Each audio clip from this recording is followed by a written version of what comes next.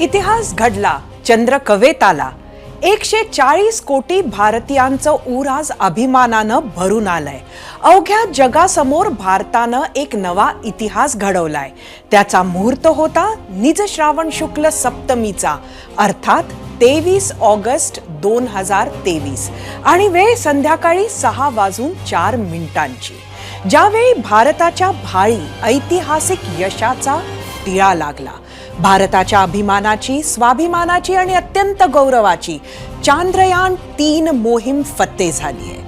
नमस्कार, मी सरिता कौशिक तुमच्या हक्काच्या प्राईम टाइम मध्ये तुमचं स्वागत करते. आजचा 0 आवर मध्ये कोणत्या विषयाची सर्वात आधी चर्चा करणार आहोत तो विषय नव्यानं सांगण्याची गरज नाहीये. विषय आहे आपल्या अभिमानाचा आणि स्वाभिमानाचा. कोट्यावधींचा खर्च करून, वर्षानुवर्ष संशोधन करून जिथं जगातला कोणताही देश पोहोचू शकला नव्हता, चंद्राच्या त्याच दक्षिण ध्रुवावर आपला तिरंगा फडकलाय. अमेरिका, रशिया, चीन यांनी चंद्रावर मोहिमा आखल्या, पण सर्वात खडतर अशा दक्षिण ध्रुवावर कोणत्याही देशाला पोहोचता आलेलं नाहीये. आणि हीच सर्वात खडतर जोखीम भारताच्या संशोधकांनी हाती घेतली आणि अवघ्या 4 वर्षात पूर्ण करून दाखवली. 4 वर्ष यासाठी म्हणते कारण 2019 साली भारतानं चांद्रयान-2 मोहीम केली होती. मात्र लँडिंग वेळी यान क्रॅश झालं. त्यानंतर जुलैमध्ये चांद्रयान-3 यानानं उड्डाण केलं आणि आज चंद्राच्या दक्षिण ध्रुवावर यानाचं सॉफ्ट लँडिंग झालं. भारताच्या यशाचा सूर्य थेट चंद्रावर उगवला आहे. भारतासह जगातील प्रत्येकाच्या नजरा या ऐतिहासिक घटनेकडे लागल्या होत्या. जसजसा लँडिंगचा क्षण जवळ येत होता तसतशी धाकधूक वाढत होती. श्वास रोखले गेले, हात जोडले गेले आणि डोळे मिटले गेले. आणि बातमी आली चांद्रयान-3 मोहीम फत्ते झाल्याची. हा क्षण कोणत्याही सोहळ्यापेक्षा कमी नाहीये, कारण आपल्या भारतानं भल्या भल्या देशांना मागे टाकलंय. याच मोहिमेचं नेतृत्व करत होतं इस्रोचे अध्यक्ष एस सोमनाथ, मोहीम संचालक होते पी वीरा मुथुवेल, संचालक उन्नीकृष्णन नायर आणि एम सनकरन आणि लॉन्चिंग अध्यक्ष ए राजा राजन यांच्याच मार्गदर्शनाखाली 40 दिवसांचा प्रवास करून विक्रम लँडरचं सॉफ्ट लँडिंग झालंय. त्यामुळे यांच्यासह संपूर्ण टीम चांद्रयानचा आज देशाला अभिमान आहे. या टीमला एबीपी माझाचा सलाम. तिकडे चंद्रावर यान उतरलं आणि इकडे देशात दिवाळी सारखं सेलिब्रेशन सुरू झालं. घरांसमोर फटाके तर कार्यालयांमध्ये जल्लोष. प्रत्येक भारतीयाच्या डोळ्यात उत्साह होता. तिकडे श्रीहरिकोटामध्ये प्रत्येक संशोधकांच्या चेहऱ्यावर आजच्या यशाचं महत्त्व दिसत होतं. आता आपण पाहणार आहोत की मोहिमेसाठी सर्वात आव्हानात्मक असं ठिकाण का निवडलं, म्हणजे जिथं गेल्या अनेक वर्षापासून तसा मोठा बदल झालेला नाहीये. अशा दक्षिण ध्रुवाचीच निवड का केली असावी तेच जाणून घेऊयात आपल्या मीडिया सेंटरमधून.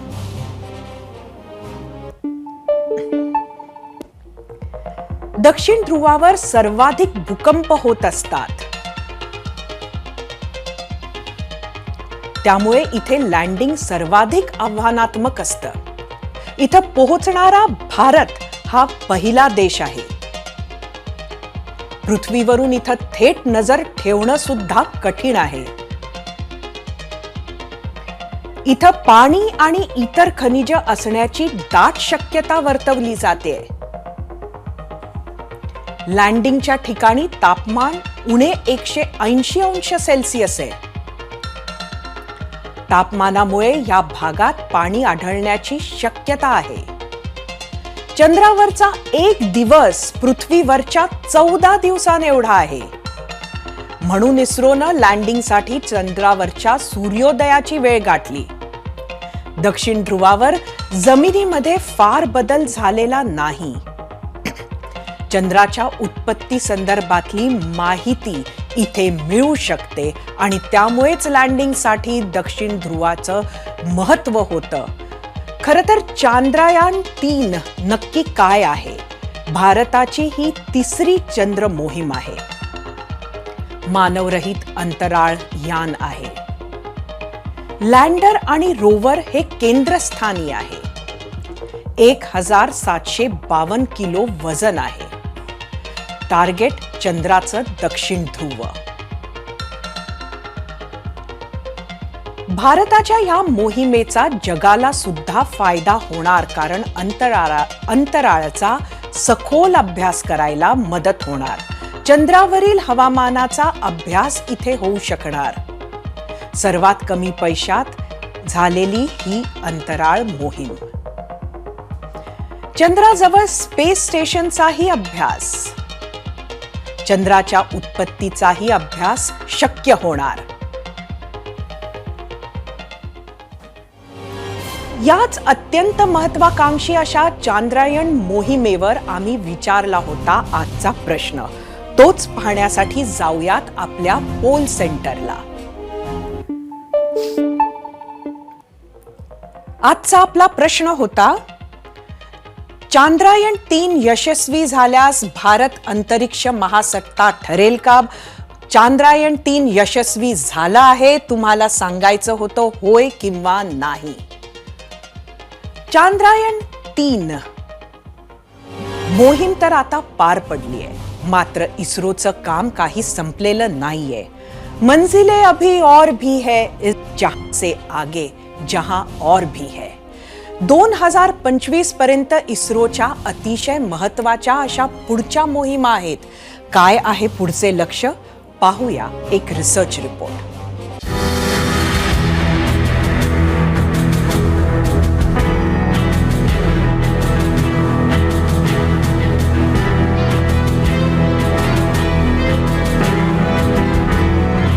चांद्रयान 3 मोहिमेनंतर इस्रो सज्ज झालाय नव्या गगन भरारीसाठी. चंद्रावर स्वारी केल्यानंतर इस्रोनं आता सूर्य आणि मंगळावर स्वारीची तयारी केली आहे.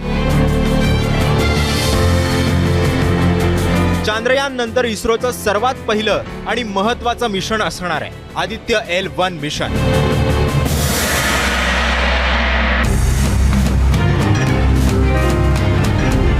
सूर्याचं निरीक्षण करणं हाच या मोहिमेचा मुख्य उद्देश आहे आणि त्याचा अभ्यासही ते करणार आहे. सूर्याचा अभ्यास करण्यासाठी आदित्य L1 ही मोहीम भारताची पहिलीच मोहीम असणार आहे.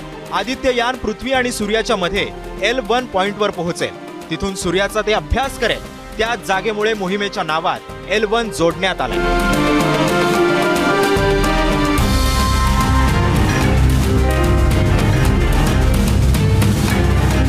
त्यानंतर दुसरी महत्वाची मोहीम असणार आहे ती म्हणजे गगनयान. इस्रो गगनयानच्या 3 मोहिमा राबवणार आहे. भारताची ही पहिलीच मानव मोहीम असेल. त्याच्या चाचण्याही आता सुरू झाल्यात. याच मोहिमेमध्ये इस्रो 3 अंतराळवीरांना 3 दिवसांसाठी अंतराळात पाठवणार आहे आणि जर गगनयान 3 यशस्वी झालं तर असा प्रयोग करणारा भारत हा 4था देश ठरेल. याच प्रकल्पासाठी 10,000 कोटी रुपये देण्यातही आले. आदित्य L1 आणि गगनयान मोहिमेनंतर इस्रो अमेरिकी अंतराळ संस्था नासाच्या मदतीनं निसार मोहीम राबवणार आहे.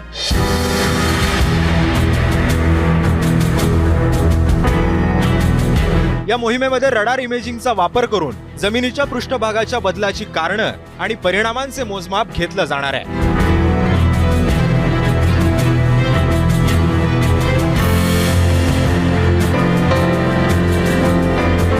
याच मोहिमेनंतर 2025 साली इस्रोचा मंगलयान 2 मोहीम असेल. यामध्ये अंतराळ यान मंगळाच्या कक्षेत पाठवलं जाणार आहे. त्याच वर्षी जपानच्या अंतराळ संस्थेसोबत इस्रोची चंद्रावर मोहीम असेल. त्यामध्ये चंद्रावरच्या जलस्रोतांचा अभ्यासही केला जाईल.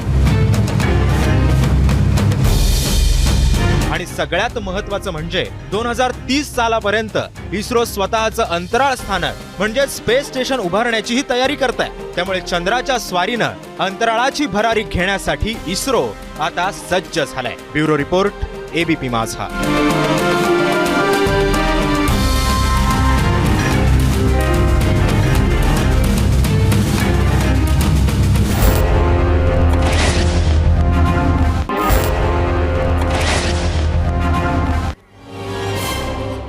या सर्व मोहिमांना ABP माझाकडूनही शुभेच्छा. बरं, तुम्हाला चांद्रयान-3 मोहिमेचं बजेट माहिती आहे का? तर त्याचं उत्तर आहे फक्त 615 कोटी. ही मोहीम इतक्या कमी खर्चात झाली आहे. तुम्हाला काही गमतीशीर आकडेवारी सांगते. दिग्दर्शक क्रिस्टोफर नोलान यांचा इंटरस्टेलर चित्रपट आठवा. चित्रपट होता अंतरिक्ष आणि टाइम ट्रॅव्हलवर. याचं बजेट होतं तब्बल 1300 कोटी. अंतरिक्षावरील या चित्रपटाच्या एकूण बजेटच्या अर्ध्या पैशांमध्ये इस्रोनं एक यानच चंद्रावर पाठवलंय. अहो, दूर कशाला जायचं? आपलं मुंबई गोवा हायवेचं बजेट आहे जवळपास 15,500 कोटी. इतकं बजेट असूनही मुंबई गोवा महामार्ग काही पूर्ण होत नाहीये. पण त्याच्या अर्ध्या पैशात इस्रो थेट चंद्रावर पोहोचलाय. त्यामुळे इस्रोचे कौतुक करावे तेवढे थोडे. आता वेळ झालीये मीडिया सेंटरला जाण्याची. पाहुयात महाराष्ट्राच्या प्रतिक्रिया. आजचा आपला जो प्रश्न होता तो होता की चंद्रयान यशस्वी झाल्यास भारत अंतरिक्ष महासत्ता ठरेल का? ट्विटरवर सुजित चिरटे, नासाने अपोलो 11ने माणूस चंद्रावर पाठवला. आपण रोबो व्हेकल पाठवत आहोत. भारत महासत्ता बनू शकते, त्या दृष्टीनं पावले पडत आहेत. इस्रोचे अभिनंदन.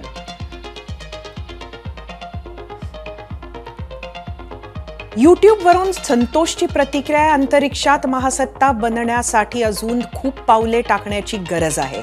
आपल्या पुढे अजून खूप देश आहेत, खूप खर्च अपेक्षित आहे.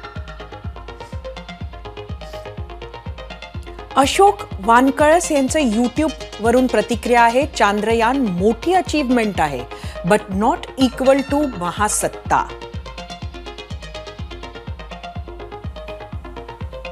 दिलीप देशमुख यांची यूट्यूबवरून प्रतिक्रिया आहे, चंद्रयान महत्वाचे, परंतु लोकांच्या दैनंदिन गरजा भागविणे जास्त महत्वाचे.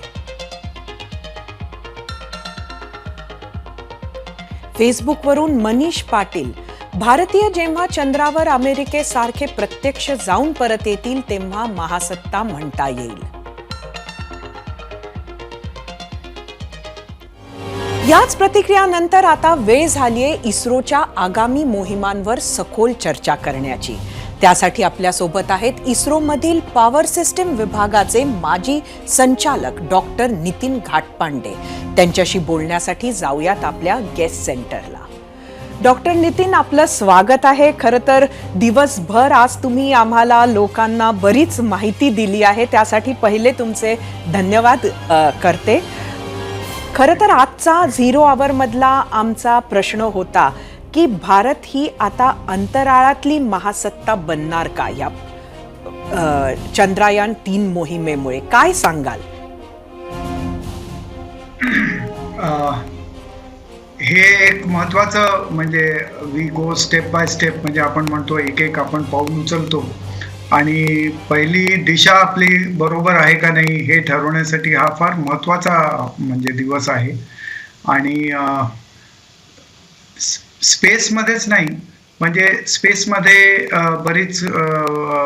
बऱ्याच गोष्टी आहेत ज्या आपण म्हणजे हे डीप स्पेस मिशन, आपली टेक्नॉलॉजी, आपलं स्ट्रेंथ जे असतं, रॉकेट किंवा आपले DRDOचे जे असतात कलिग्स जे मिसाईल्स डेव्हलप करतात, तर ह्याच्यामुळे आपली शक्ती बाहेर इंटरनॅशनल ह्याच्यात खूप जास्ती होते आणि एक प्रभाव पडतो.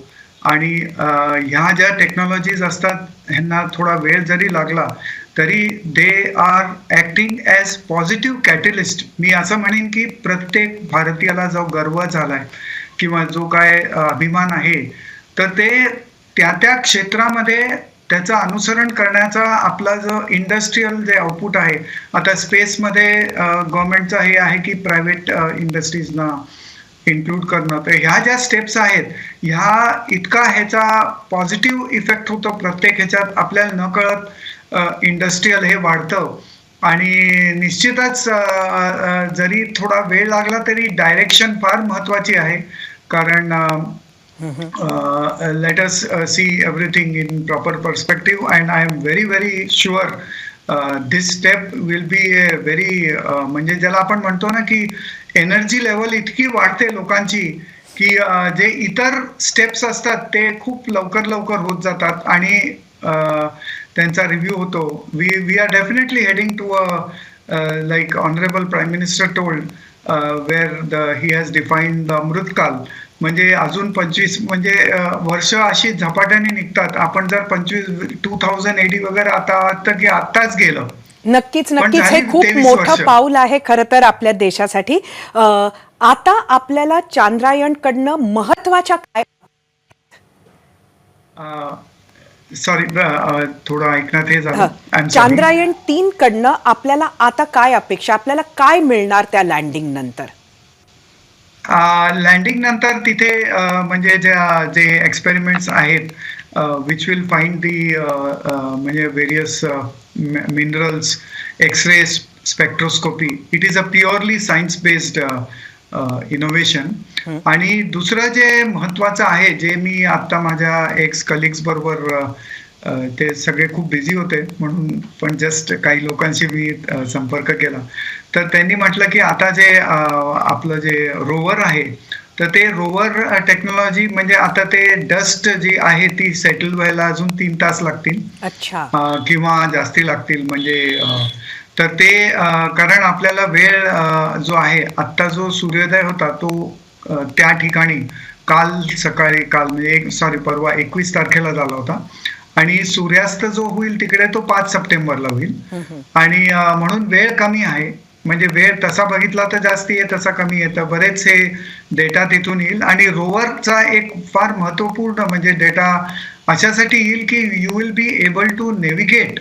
म्हणजे जसं आता भारताने किंवा आपण जे आता G20 मध्ये म्हणतो विश्वम एकम कुटुंबकम, म्हणजे आपण सगळं जर एक घेतलं तर आपण पायलटलेस एअरक्राफ्ट किंवा पायलटलेस म्हणजे ड्रोनची जी टेक्नॉलॉजी झाली आहे, आणि काही कार्स पण ड्रायव्हरलेस असतात आजकाल, तर आपण चंद्रावर जाऊन एक नेव्हिगेशन इथून करू. त्या गाडी इथून म्हणजे तो चंद्रयान जो लँडर आहे तोच करणार आहे. पण आणि ते जे व्हेकल आहे म्हणजे जे रोवर आहे, तर ते त्याच्यात पण सगळं सेन्सर्स आहेत, फीडबॅक आहे आणि रोवरचे जे इमेजेस आहेत त्याच्यावर निगराणी ठेवायला हा लँडर आहे. आणि ह्या इम्पॉर्टंट स्टेप्स आहेत ज्या पुढच्या 5 सप्टेंबर 5 म्हणजे थोडंसं सूर्य खाली जाईल 5 तारखेला, पण म्हणजे 4 तारखेपर्यंत निश्चितच आपल्याला त्याच्यातनं हे येईल. कारण तिथे जे एक त्याची खासियत ही आहे की जो रोवर आहे तो सरळ जाऊ शकतो आणि आपण जशी गाडी वळवतो तसं थोड्या प्रमाणात तो वळवता पण येतो. कारण तो वळवावा ह्याच्यासाठी लागेल, कारण आता जो तो निघालाय बाहेर तो ह्याच्यासाठी निघालाय म्हणजे त्याचे जे मी मागच्या ह्याच्यात सांगितलं त्याचे जे पॅनल्स आहेत तर ते पूर्वेकडे बघतील. एक पॅनल पूर्वेकडे बघेल हवाला, आणि ह्याच्या मागे पण एक आहे. तर तो एकदा तो पूर्वेकडनं निघाल्यावर समजा उत्तरेकडे सूर्य आला की ह्याच्यावर प्रकाश पडणार नाही. म्हणून आपला जो स्टेबल आहे जो लँडर जो आहे विक्रम, त्याच्या तिन्ही बाजूला लागलेला आहेत, कारण तो हलू शकत नाही. पण हा हलू शकतो म्हणून ह्याच्यात एक फ्लेक्सिबिलिटी आहे की आपण ह्याचे जे पॅनल्स आहेत ते सन ट्रॅकिंग बनवतो. म्हणजे ह्याच्यावर सन सेन्सर्स असतात आणि सूर्य खूप हळू जातो. म्हणजे जे आपल्याला सूर्योदय 14 दिवसाचा, पृथ्वीच्या 14 दिवसाचा डोक्यावर सूर्य म्हणजे आपण जे म्हणतो इथे डोक्यावर येईल, तर तिथे जे आपण स्वीडन मध्ये वगैरे असतो तिथे थोडासा एवढा डोक्यावर येत नाही, असा होरायझनवर असतो. नक्कीच नक्कीच सर. तर खूप महत्वाचं म्हणजे आपलं हे स्टेप आहे. तुमच्या बरोबर आम्ही सगळे सुद्धा थांबलो आहोत. काय नक्की कळतं त्या माहितीसाठी आपण आम्हाला जॉईन झालात. आपले खूप खूप धन्यवाद. थँक्यू. Thanks a lot. आता वेळ झालीये पोल सेंटरला जाण्याची आणि पाहण्याची कौल महाराष्ट्राचा. आजचा आपला प्रश्न होता, चांद्रायण 3 यशस्वी झाल्यास भारत अंतरिक्ष महासत्ता ठरेल का? यूट्यूबवर एकूण 38,000 मतं आली आणि 93% लोकांनी होय म्हटलंय. फक्त 7% लोकांचं म्हणणं आहे नाही. हाच प्रश्न ट्विटरवर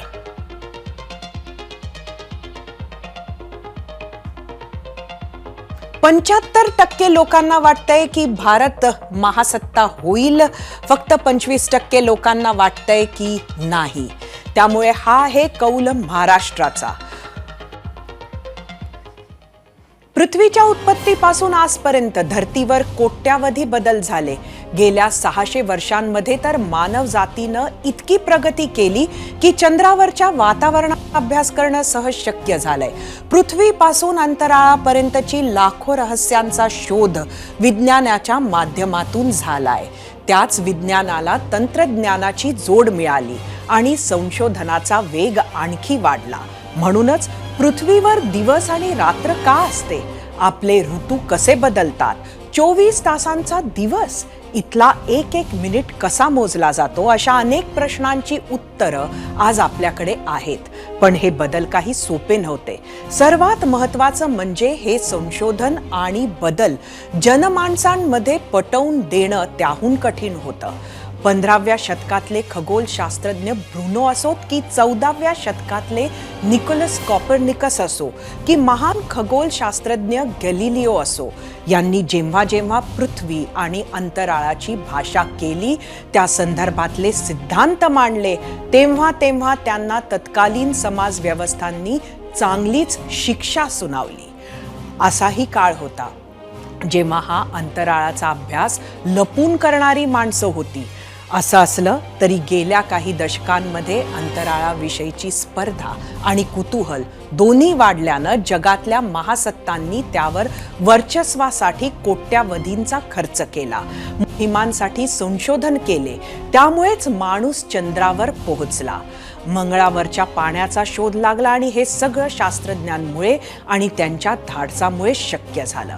आणि इस्रोच्या धाडसी मोहिमांमुळे अंतराळातील महासत्तांच्या यादीत आपल्या देशाचाही समावेश होईल, हे नक्की.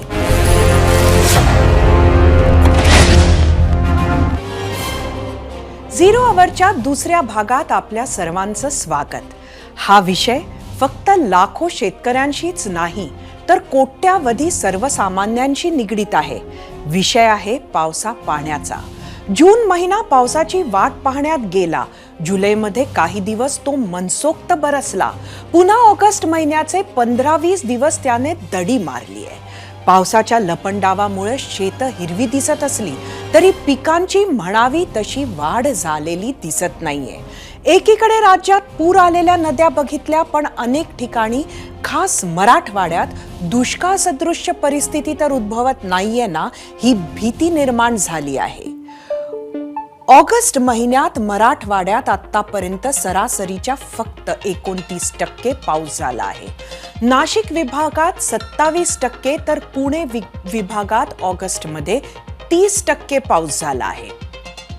आता काही भागात तुरळक पाऊस सुरू झाला असला तरी गेल्या वर्षीच्या तुलनेत धरणात पाणी साठाही कमीच आहे. राज्यात सध्या 350 गावं, 1319 वाड्यांमध्ये 369 टँकरद्वारे पिण्याच्या पाण्याचा पुरवठा सुरू आहे. उदाहरण घेऊया धाराशिवचे. जुलै वगळला तर इथे अत्यल्प पाऊस पडला. त्याच्या झळा गावखेड्यावर जाणवू लागल्या आहेत.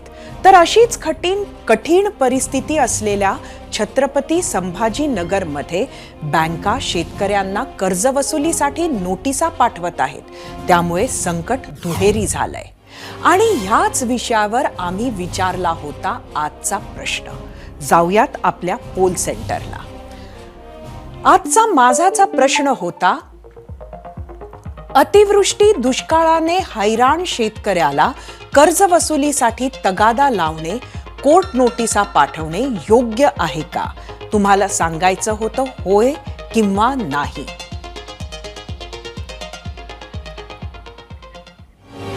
या प्रश्नावर तुम्ही दिलेला कौल जाणून घ्यायचा आहे. सोबतच पद्मश्री पोपटराव पवार यांच्याकडून दुष्काळाला हरवण्याचे उपायही जाणून घ्यायचे आहेत.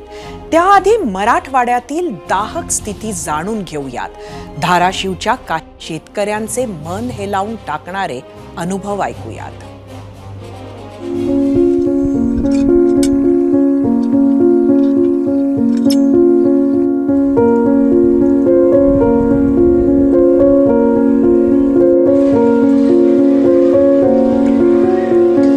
आमची परिस्थिती लय बिकट आहे झालेली. हे पाणी नाही काय नाही, पाऊस आता 2 महिने झालं पाऊसच नाही. ह्या ओलसं बोर चालत होतं तर ते चालू करावं तर लाईटी बी चालना गेल्या त्या. बघा मूग उडीद जागेवर करपून चाललाय. आता 4-8 दिवस जर नाही आलं तर सगळं रोटर करून टाकावं लागेल, जनावराला चारावं लागेल. होतं थोडं पाणी ते द्यायला चालू करायला होतं, लाईट घटका. आता सकाळ धरून 6 बऱ्या जर लाईट बंद पडली, गोठाळाच गेला, दिवीज गेलाय, फलानं झालंय, असलं चालू आहे. आई खाऊ देणार बाबीक मागू देणार म्हणले झालंय काम आपलं असलं. पैसा तर तिथे जमिनीला त्या पिकाला गुंतवून बसलो. आता सध्या परिस्थिती अवघडच आहे. काय आता का पाऊस नाही, पाणी नाही, महिना होत आलं, 20-22-23 दिवस झालं. जाणं मी म्हणायले ते वाळून चालले ते. काय आता विचार करण्यासारखं काय आता आमच्या हातातच नाही तर काय करावं. बी भरण खात घालून फवारण्या एक केलेल्या आहे त्या. आणि आता पावसानं ओढ धरली, दाणं वाळायला लागले ते. आता रोटर करायचा टाइम येत आहे, काय इलाज नाही. प्यायला पाण्याची तकलीफ. तर आता जमिनीला ह्याला पाणी कुठलं द्यायचं. आता काय साहेब एकरी नाही म्हणलं तर 10-15 हजार तर खर्च डोळं झाकून व्हायला. बँकेतलं कर्ज काढलेलं पीक कर्ज ती फिटना हिला तर सूचना टकुरं गुंग झाल्यासारखं झालं. बँकवाले दरवाज्यात येते ते हप्ता फेडा म्हणते ते कर्ज फेडा. आता इकडं बघावं का तिकडं बघावं. तिकडं बँकवाल्याचं विचार, इकडं शेतात आलं की पावसाचा विचार. दोन्ही मध्ये कोणता रस्ता सापडेल आता काय इलाज नाही. साहेबींची परिस्थिती एवढी बिकट झालेली आहे. साहेबीन कडबग वाटाना, बोरला पाणी नाही. आता 24-25 दिवस झालं पावसाचा एक थेंब बी नाही. साहेबीनला काय करावंच कळाना. आता शेवटी एवढा खर्च केलाय तर आता हे शेवटी सरकारनं दुष्काळ जाहीर करावा.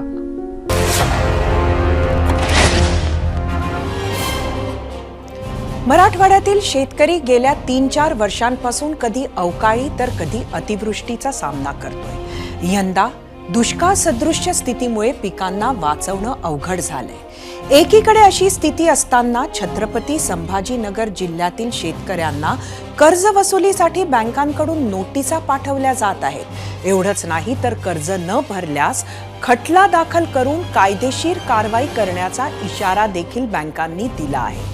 याबाबत आम्ही शेतकरी, बँक मॅनेजर आणि पैठणचे आमदार मंत्री संदीपान भुमरे यांना विचारलं. त्यांनी काय माहिती दिलीये ती पाहूयात. सरकारने कर्ज माफ झालं म्हणे, पण परत नोटिसा पाठवायचं काम बँकेने दिलं. त्यामुळे शेतकरी पूर्ण खचला. आम्ही 25,000 काढले होते तर ते एकूण 50,000 रुपये झाले. सरकार म्हणतं माफ झालं. 27-28 हजार रुपये कर्ज काढलेलं त्याचे झाले 1.5 लाख रुपये माझ्यावर. कोर्टात जोडू म्हणल्यावर मग आता काय करावं. आम्ही आमचंच डोकं काम करीना बाबा, आता काय करावं. हे कर्जाचे जे नोटीस आहे हे भरपूर शेतकऱ्याला पहिल्यापासून ती कर्ज तर देतच नाही. ती 20, 25, 30 हजार रुपये देते, पण त्याच्यात बी ते काय करते, भलते पिळू घेते. हे आणा ते आणा, काही 10% कमिशन घेतात, हे करतात ते करतात, काही पण करतात. ते आता ॲग्री लोन, बाकी जनरल लोन असं त्याचा प्रत्येकाचा कालावधी असतो. समजा आता जनरल बाकीचे 90 दिवस जर झाले, जे रेग्युलर EMI वाले वगैरे लोन असतात तर त्यांना 90 दिवसानंतर आपण हे करतो.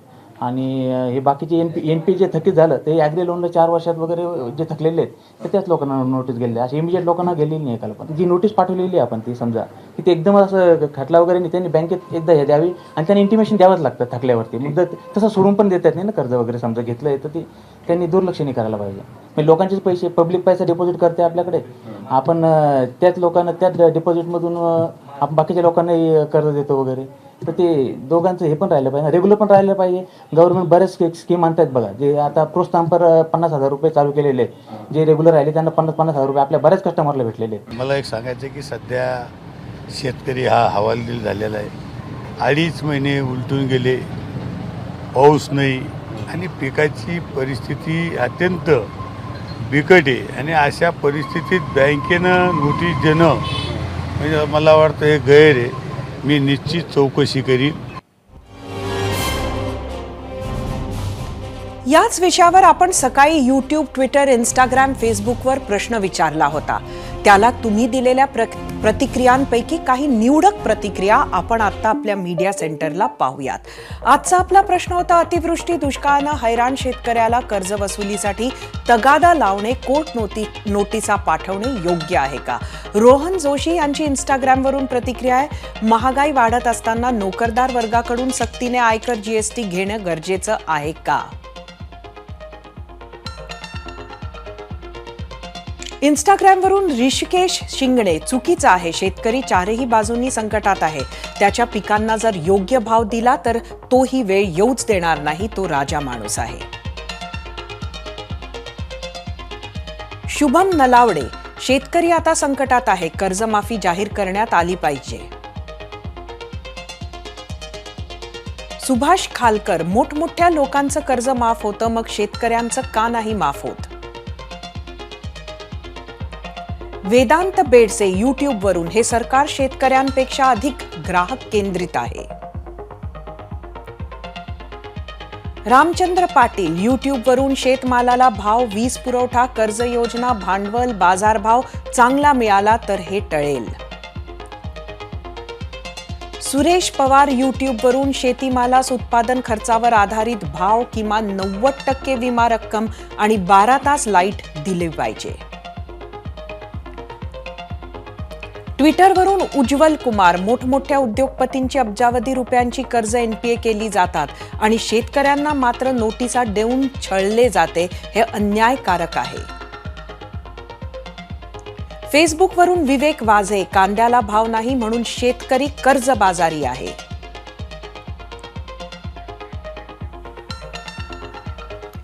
अशा वेळी शेतकऱ्यांनी काय काळजी घ्यायची? कमी पाण्यात आपलं पीक कसं जगवायचं, वाढवायचं?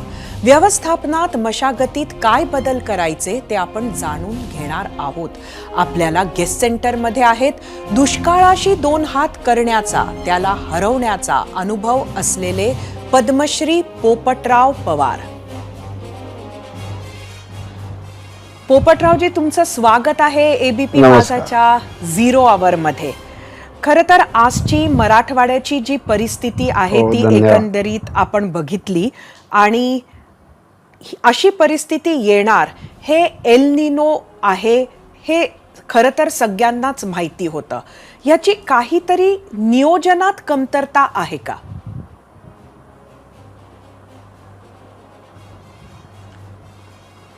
नक्कीच एक आहे की आपण गेली 3 वर्ष अनुभवतोय सरासरीपेक्षा जास्तीचा पाऊस पडलेला आहे.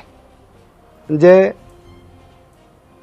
400 मिलीमीटर, 500, 600, 700 मिलीमीटर सलग 3 वर्षे चांगल्या प्रकारे पाऊस पडल्यामुळं शेतकऱ्यांना पाण्याची टंचाई जाणवली नाही, पण अनुभवातून एक नक्कीच जाणवत होतं आणि अनेक वेळा मी त्यावर भाष्य केलेलं होतं की पुढची 2 वर्ष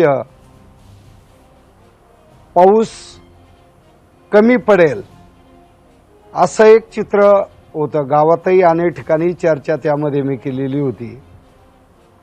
एकतर घाट माथ्यावर पडणारा पाऊस, तिथे भरणारी धरणं आणि त्यावर आधारित असलेले मराठवाडा आणि नाशिक, नगर, पुणे या भागातील दुष्काळी तालुके आणि दुष्काळी भाग जो आहे महाराष्ट्राचा, हा सगळा दूध व्यवसायावर अवलंबून आहे.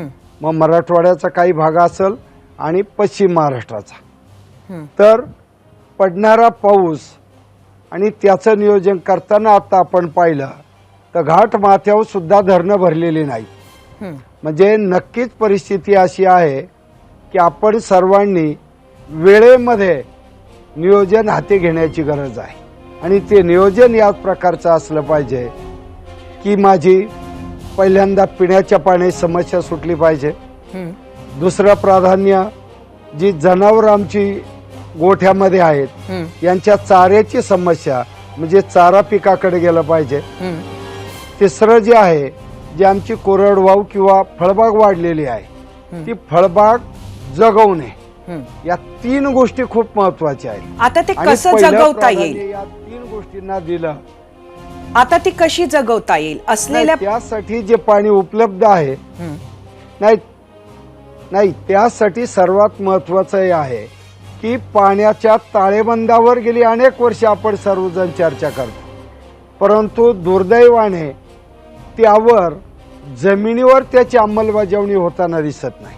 मोठाले प्रशिक्षण होतात, चर्चा होते आणि फील्डवर गेलं की समस्या सुरू होतात. एकच आमच्या शेजारीच महाराष्ट्र शासनाच्या आदर्श गाव योजनेतील भाळवणी नावाचं गाव आहे. पारनेर तालुक्यात 1200 लोकसंख्येचं गाव आहे. गेल्या 4 वर्षात त्या ग्रामस्थांनी एकत्र येऊन राज्य आदर्श गाव योजनेत सुंदर काम केलेलं आहे. 1600 हेक्टरवर कंपार्टमेंट बंडिंग आहे, 70 हेक्टरवर डीप सीसीटी आहे, 21 गॅबियन बंधारे केलेले आहेत आणि पाणी आणि पिकाचं नियोजन व्यवस्थित झाल्यामुळे आज तिथे पाण्याची कुठलीही समस्या नाही. पहिलं मग दूध व्यवसाय, फळबागा या दृष्टीने खरं म्हणजे आता नगदी कुठलं तरी पीक घेऊन बाजारात जाण्याचं प्लॅनिंग करण्यापेक्षा जे उपलब्ध पाणी आपल्याकडे आहे विहिरीमध्ये, बोरवेलमध्ये, शेततळ्यामध्ये, याचं पीक पद्धती निश्चित करून आपण आता नियोजन केलं पाहिजे. अन्यथा बाजारात जे विकतंय, ज्याला हमी आहे तेच पिकं आपण जर करायला लागलो तर या स्पर्धेचा अतिरिक्त ताण हा भूजलावर बसणार आहे, त्याचा अतिरिक्त उपसा होणार आहे आणि त्याचा परिणाम आपल्याला उद्याच्या भविष्यकाळात येणारी जी मोठी चाहूल आहे संकटाची, ती दुष्काळाची. एक मोठं सोल्युशन तुम्ही आता सांगितलं आहे पोपटराव. तुम्ही म्हटलत की जो उपलब्ध साठा आहे त्यानुसार नियोजन केलं पाहिजे. तर उपलब्ध साठ्यानुसार नियोजन म्हणजे नक्की कुठली पिकं आता घेतली पाहिजे?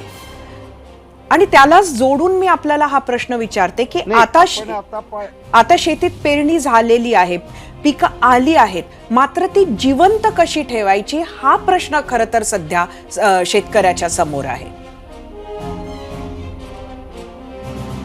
मुळामध्ये शेतकऱ्यांना खरीप हे हक्काचं आणि महत्त्वाचं पीक असतं आणि खरीप हे पूर्णपणे निसर्गावर अवलंबून असतं. म्हणजे नक्षत्राप्रमाणे मान्सून, परतीचा मान्सून या गोष्टीचं नियोजन शेतकरी अनेक कालखंडापासून करत आलेला आहे. परंतु या तापमान बदलाचा जो परिणाम आहे तो आमच्या कमी कालावधीत होणारा पाऊस म्हणजे एकतर पडतच नाही आणि पडला तर तो ढगफुटीसारखा पडतो. दोन्ही बाजूनी शेतकरी संकटात आहे, कारण एवढं प्रचंड काम महाराष्ट्रामध्ये. पोपटराव, आत्ताचं पीक वाचवू शकेल का शेतकरी? पाणी फाउंडेशन नाही, आत्ताचं पीक त्याला वाचवण्याचा त्यांनी जर प्रयत्न केला आणि परतीचा मान्सून आलाच नाही किंवा तो खूप कमी आला तर त्याला पिण्यासाठी सुद्धा पाणी राहणार नाही आणि जनावरांचा चारा सुद्धा त्याला देता येणार नाही. त्यामुळे शेतकऱ्यांनी आता नव्याने कुठलं पीक वाढवण्यापेक्षा त्यांनी जे आत्ता आपल्याला पहिलं चारा या दृष्टीने पाहावं आणि एकदम 10 एकराला जगवण्यापेक्षा एखाद्या 2 एकराचं पाण्याचं नियोजन करावं की जेणेकरून 100% पीक आलं नाही आणि 25% जरी आलं तरी त्याचा झालेला खर्च निघून जाईल आणि चारा हातात मिळाला. कारण यानंतर पाऊस पडला आणि मग चारा पिकं घ्यायची हे शक्य नाही. म्हणून त्या दृष्टीने आत्ता जे नियोजन आहे शेतकऱ्याचं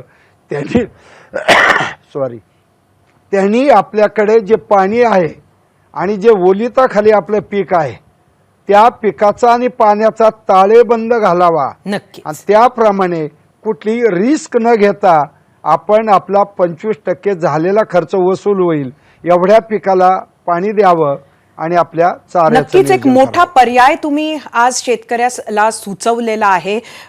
फार ही आदर्श परिस्थिती तर नाहीये, मात्र तरीही हा पर्याय आपण सुचवला आहे. आपले खूप खूप धन्यवाद. आता वेळ झाली आहे या विषयावर आम्ही सकाळी विचारलेल्या प्रश्नावर तुम्ही काय कौल दिला आहे ते पाहण्याची. जाऊया आपल्या पोल सेंटरला. आजचा आपला प्रश्न होता, अतिवृष्टी दुष्काळाने हैराण शेतकऱ्याला कर्ज वसुलीसाठी तगादा लावणे, कोर्ट नोटिसा पाठवणे योग्य आहे का? एकूण 16,000 मतं यूट्यूबवर पडली. एकूण 90% लोकांनी नाही म्हटलंय, फक्त 11% लोकांनी होय म्हटलं आहे. याची दखल घेतली पाहिजे कुठेतरी शासनानं. ट्विटरवर बघूया पोल.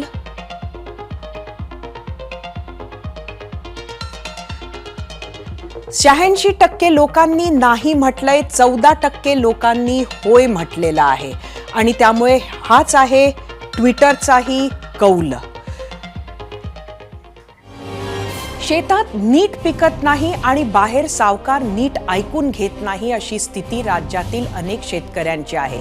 गेल्या काही वर्षात पावसाचा बेभरवशीपणा वाढला आहे. अवकाळी, अतिवृष्टी, पाणी टंचाई सगळं एका वर्षात बघावं लागतं आहे. 1957 पासून भारतातील आवर्षण प्रवण क्षेत्रात 57% वाढ झाली आहे. तर 2012 पासून अतिवृष्टीच्या घटना 85% वाढल्या आहेत.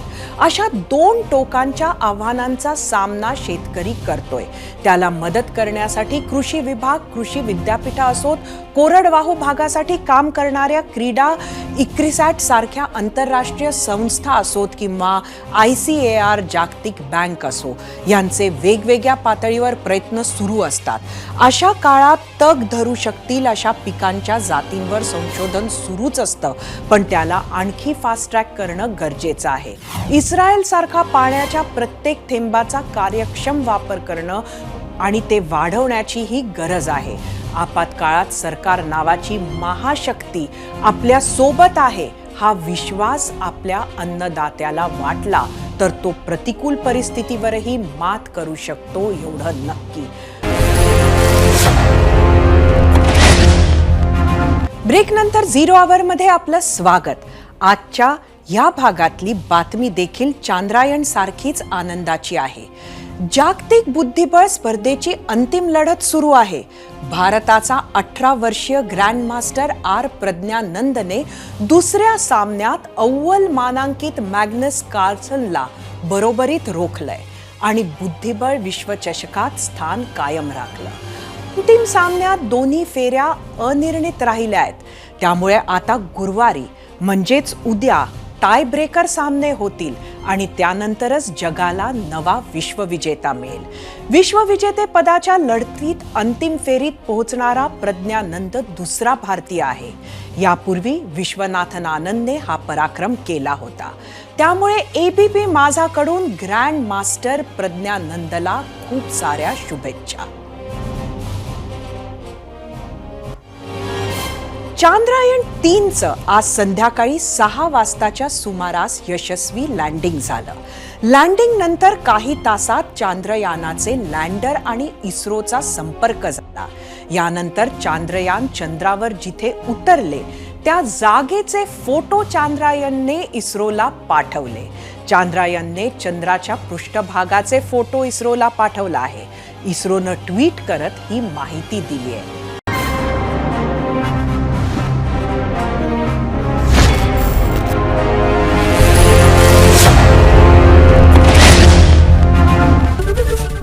ABP माझा, उघडा डोळे बघा नीट.